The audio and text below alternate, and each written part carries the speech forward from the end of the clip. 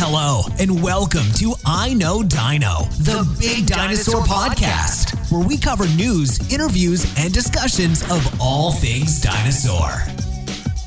Hello and welcome to I Know Dino. I'm Garrett, and Sabrina is away on a business trip, but she's going to magically show up for the Dinosaur of the Day, so you're not going to miss out on anything good. And speed of the Dinosaur of the Day, it's Liliensternus. We also have a bunch of dinosaur news, and as always, we would like to thank our Stegosaurus patrons, and this week we would like to thank Lucas and Eli, Wyatt, the Georges family, John Heck, and Lindsay Burns. Thanks, guys. We really appreciate the support that you give us. And if you'd like to join our growing group of patrons and help us pay for our upcoming trip to Canada, where we're going to cover tons of dinosaur news and hopefully get in some good interviews while we're there, then you should head over to patreon.com/iknowdino. So jumping right into the news, we have a new article published in Nature's Scientific Reports by Chienzorig Songbatar and others, and it's about a new ornithomimid discovered in southern Mongolia, and that's actually the country of Mongolia, not Inner Mongolia that's in China. This is just the southern part of Mongolia. It's called Apiornithomimus tugricanensis, and Apiornithomimus literally means high bird mimic. You probably recognize the ornithomimus part of that dinosaur name. But it's kind of interesting because Apiornis is the technical scientific genus for the elephant bird group. So it could also be translated as elephant bird mimic, which I think is what the authors actually intended. So it's kind of a funny thing, and it's pretty accurate. I mean, elephant birds actually look a lot like ornithomimosaurs. Tugricanensis refers to the locality where it was found in Mongolia.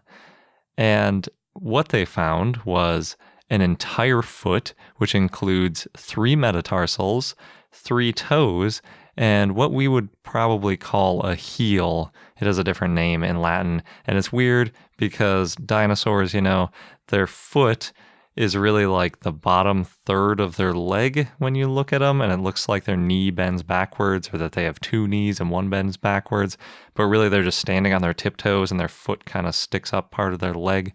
So the heel that you'd call it is like really way off the ground, and it only really ever touches the ground if they kind of lay down.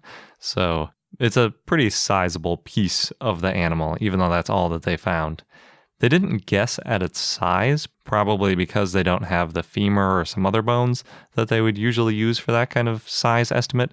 But the longest metatarsal is 21 centimeters or 8.3 inches long.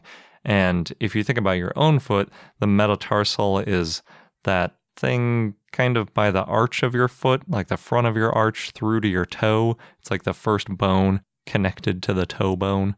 I feel like I should break into a song. So on a human, it's probably just like 2 or 3 inches long, and it's 8 inches long on this guy. Granted, they're a little bit elongated because of that whole weird leg/foot thing they have going on. But still, it's a pretty big dinosaur. It's not like one of those little troodontids that we talk about that are, the size of a turkey or something. It was likely around about 70 to 80 million years ago, and it was in the late Cretaceous. It's closely related to Struthiomimus and Gallimimus, and the area that it's found in is known for lots of dromaeosaurids, but this is the first ornithomimid from the immediate area, so that's pretty cool. Get a little more diversity going. Something I found interesting is that the area would have been semi-arid back 70 to 80 million years ago because I found sandstone in the sediment, and we don't talk too much about sandstone. And a lot of times when we're talking about dinosaurs, we talk about how, well, back then it was actually like a forest, whereas now it looks like a desert. You have to remember that the world was different 80 million years ago. But in this case, it's a desert now, and back then I guess it was only semi-arid. So there was still a lot of sand around, apparently. But there we go. We got another new dinosaur. So we're on track about with our 1 every 2 weeks or so. Got to get like 30 dinosaurs in a year. Next up are a pair of papers that talked about how fast dinosaurs could move, and specifically they kind of looked at T-Rex. The first paper was published by the Royal Society by Bishop and others.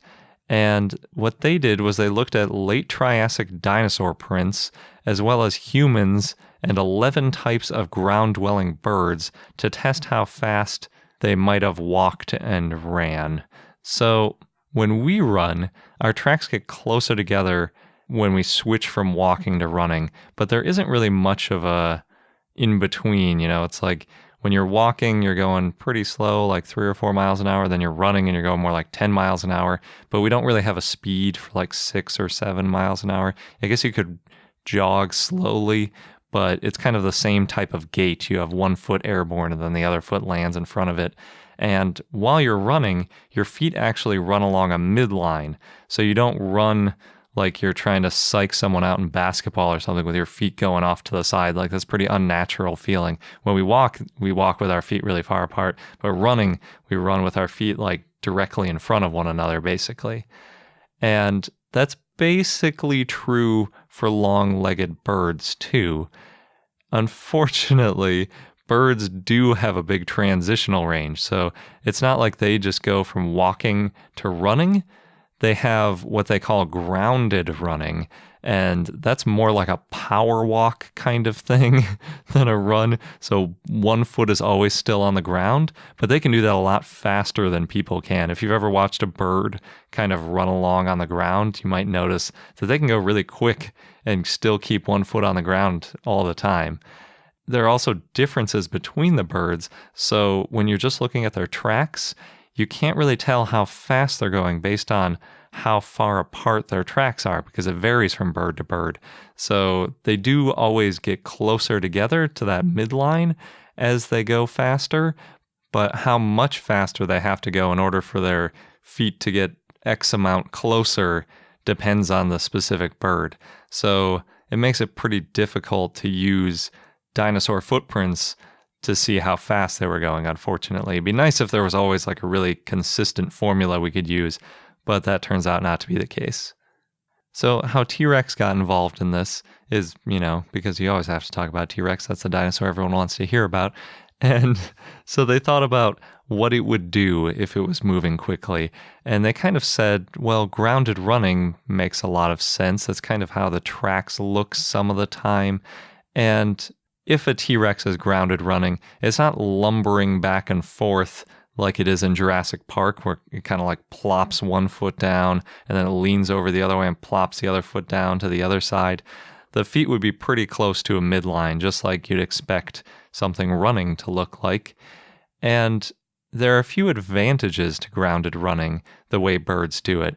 First of all, it's more stable because you always have one foot on the ground, and that helps with their balance and it helps keep their vision steady, so it might help with hunting.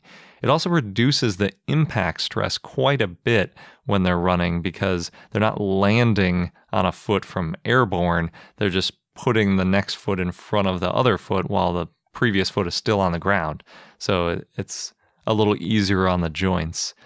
The way most of the news articles I saw published this is that they said it could allow T-Rex to move faster.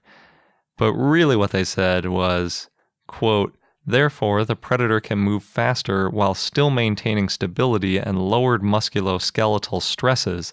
This would be particularly advantageous for the large to giant species, e.g. Allosaurus, Tyrannosaurus, and Giganotosaurus, whose athletic abilities have previously been questioned, end quote. So they're not really saying that T-Rex would have moved faster than, say, the T-Rex that's depicted in Jurassic Park. What they're saying is that the T-Rex could still move fast, and it wouldn't have to basically walk at a slow pace because it was so big and heavy. It could use this grounded running technique to go at a pretty good pace. But speaking of questioning their athletic capabilities, the other paper that came out that was published in Peer J by Sellers and others took a biomechanical approach to seeing how fast T-Rex could move. And I want to give a thank you to Chris on Twitter and Philip for sharing this one with us. And I also need to give a shout out to Archaic Z on Reddit for the great comparison between the two articles, because literally the way most of the popular media presented it was there was one article that said T-Rex is faster than we thought, and then the other article says T-Rex is slower than we thought, but that's not really what they said at all. So anyway, what these researchers did was they did an analysis of the stress on the skeleton while an adult T-Rex moved. And they hypothesized that the long legs, which are purported to help running, could also increase stress on the dinosaur, and therefore it wouldn't actually be able to take advantage of its long legs into a full running gait. So, long story short, they did their simulations, and they found that aerial running would likely lead to bone-damaging stress, so it probably wouldn't have run in a traditional sense, where both feet are completely off the ground and you have to land just on one leg over and over again. And because of that, they arrived at a maximum speed of 7.7 meters per second, which is 27 kilometers an hour, or 17 miles per hour. And just for some reference, elephants can go 40 kilometers an hour, or 25 miles an hour, and Usain Bolt can hit 45 kilometers an hour, or 28 miles an hour. But a lot of people probably still couldn't outrun this T-Rex. 17 miles an hour is a pretty good pace. I think the fastest pace I ever did a quarter mile at is about 15 miles an hour. So if it could run a quarter mile at its peak speed, I'd be in trouble. Hopefully there would be somewhere to hide or something. So Tom Holtz pointed a few things out on Facebook after being prompted for responses about this article. He says that they only looked at an adult T-Rex, which is actually really significant because, like when we talked to the Saurian team, they mentioned that as dinosaurs grow up, a lot of times they have different sorts of prey and different types of hunting styles that match their size and proportions. So it's likely that a juvenile T-Rex could have been faster than a full-grown T-Rex. But it seems like all of these articles always just look at adult T-Rexes. The study also didn't look at the maximum speed of its prey, so saying that it was slower than we thought it was is a little bit misleading because slower compared to what? Slower compared to a previous theoretical speed? Possibly, but slower compared to its prey? I mean, maybe all of its prey is slower than we thought it was too, in which case it's still the fastest thing around, and none of that really makes a difference. It's still really fast. Holtz also points out that they skipped demonstrating validation of the model with extant or modern animals.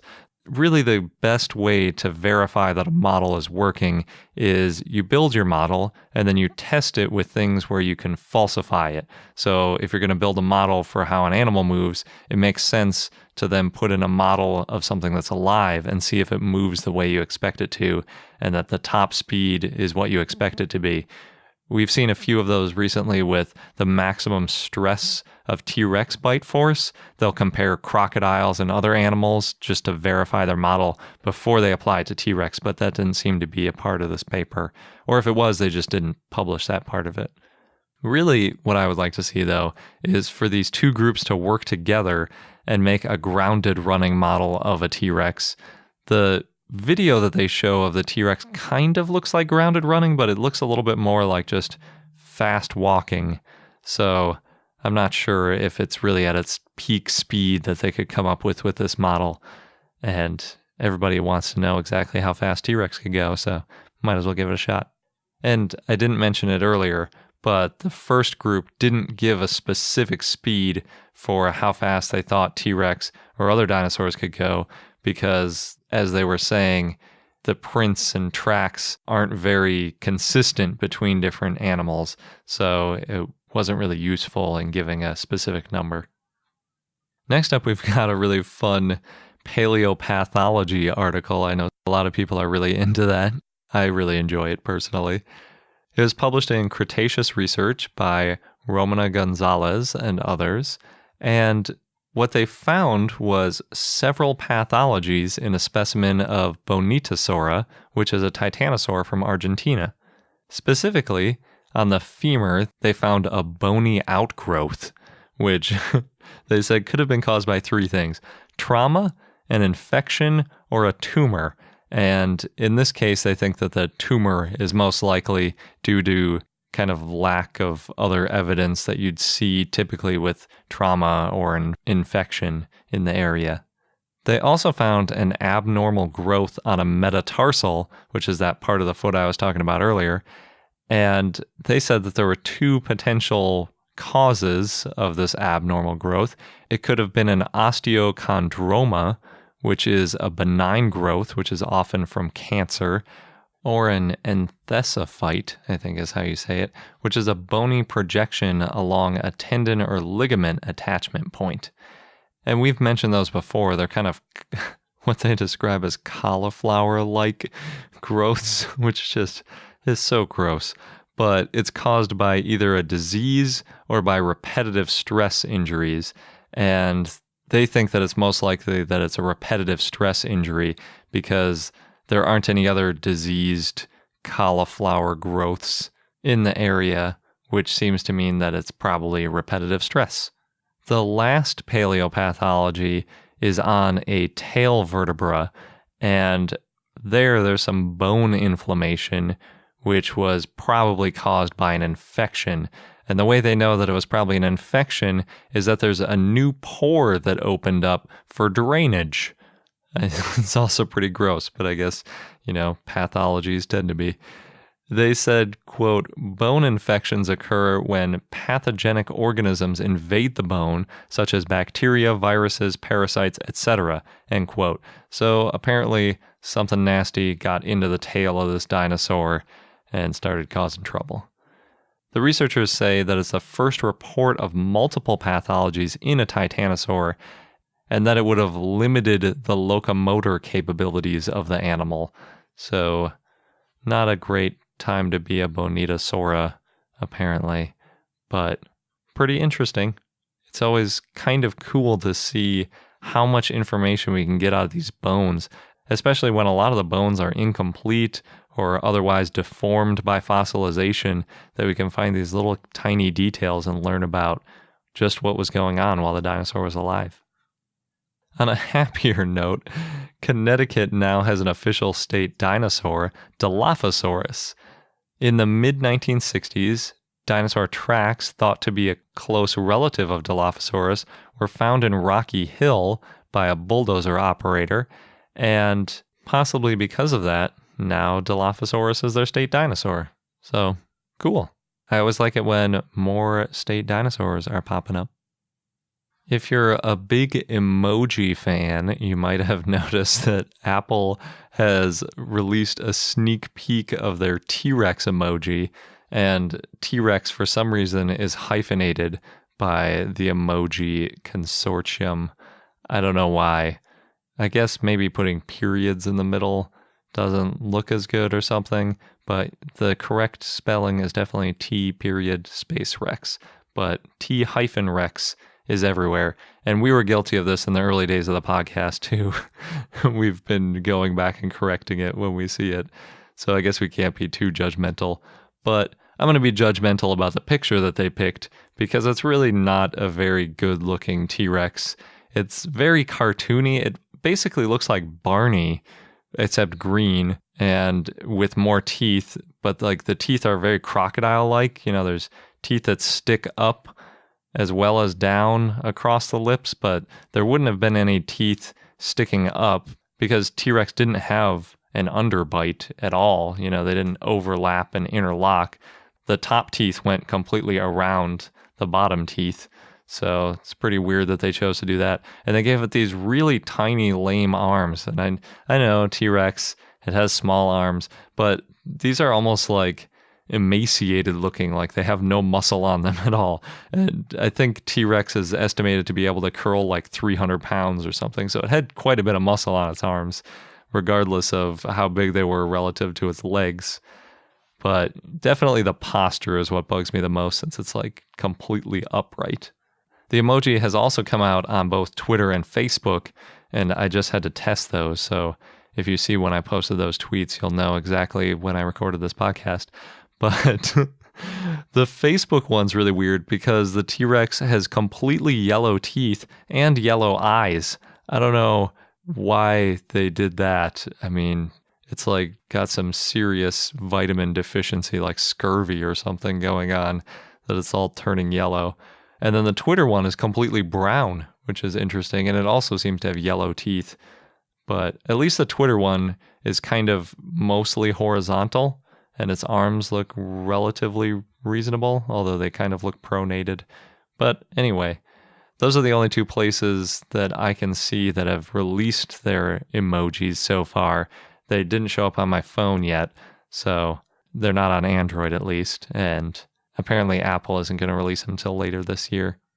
There's also going to be the sauropod emojis, and those look a lot better, in my opinion. The Twitter one looks a little bit good dinosaur-y, kind of cartoony, but I kind of like it. It's pretty cutesy. And then the Facebook one went for another, pretty intense, sort of realistic one, also with yellow teeth for some reason.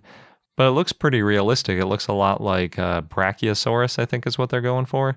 So if you want to use some new dinosaur emojis on Facebook or Twitter, now you can.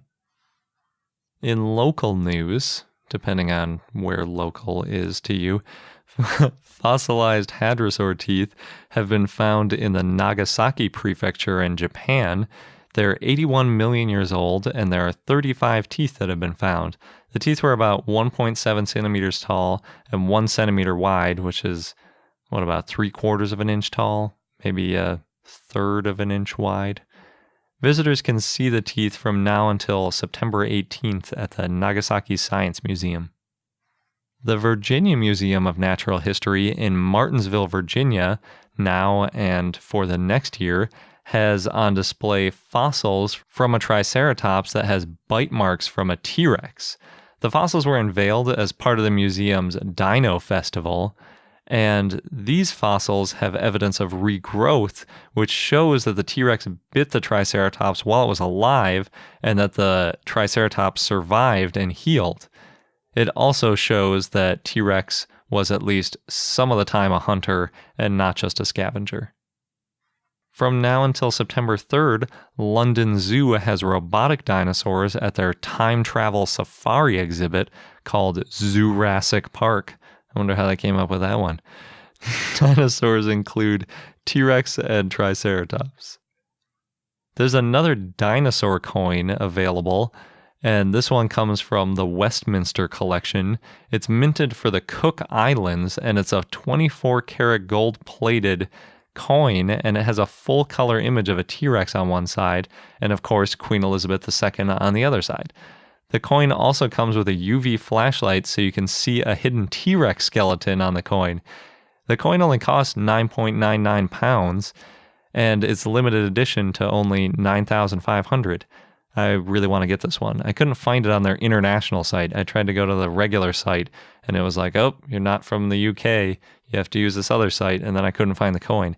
But I want it, because we got those Canadian coins that are cool, but there's no UV skeleton going on. It sounds awesome. You also might remember that a while back we talked about a student who designed a dinosaur purse that went viral because Miss Ho Ching, the wife of the Prime Minister of Singapore, was seen carrying it while visiting the White House. So that student's dinosaur motif is now being printed on EasyLink cards as a limited edition series to promote the inclusion of people with autism and celebrate their artistic talents. So EasyLink cards, if you're not familiar, are the public transit cards in Singapore. And the student who designed the dinosaur motif is a student of Pathlight, the first autism-focused school in Singapore. The dinosaur motif cards are available in 6 colors for $8 each, and part of the proceeds will go to fund programs that support Pathlight's artist development program. If there was a Bart Clipper card that had dinosaurs on it, I would definitely get it. And before we get into the dinosaur of the day, I just want to give a quick reminder that we have our new patron level, the Spinosaurus level at $50, where you get exclusive access to our audiobooks as soon as they come out for a period of about a month before we release it to anybody else. And you also get copies of all of our ebooks. Our first audiobook should be coming out before we get to SVP, because otherwise it won't come out for a long time. So we're trying to get it out before SVP. And if you sign up to be a patron before SVP, then you'll be able to see the video that we make while we're at SVP to highlight some of the things that we do and see there. And if you're at the Stegosaurus level or above, you'll get a postcard from us. And we've sent postcards in the past, and it's really fun to send out postcards where we can send like a more personal message than we can using the podcast.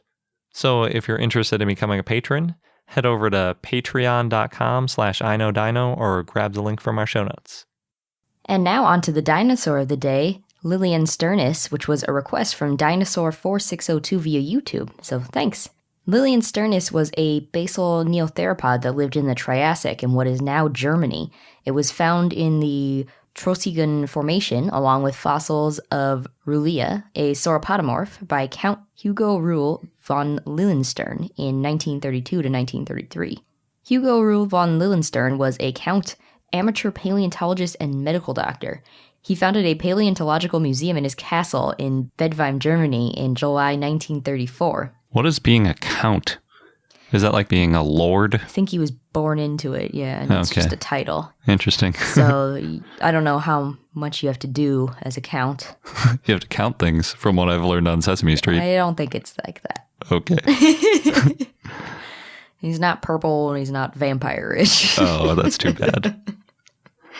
Anyway, the Liliensternus specimens were in Hugo Rühle von Lilienstern's castle until 1969 when they were moved to the Humboldt Museum in Berlin. So, as you probably guessed by now, Liliensterni, which is the full name, is named after the count. Twice, yeah, the type species. So Liliensternus was originally assigned to Haltikosaurus in 1935 as Haltikosaurus liliensterni. So Frederick von Huene named Haltikosaurus in 1908, but now most bones thought to be Haltikosaurus have been reassigned to other dinosaurs, including Liliensternus. Oh, okay. So it didn't start as Liliensternus, liliensterni.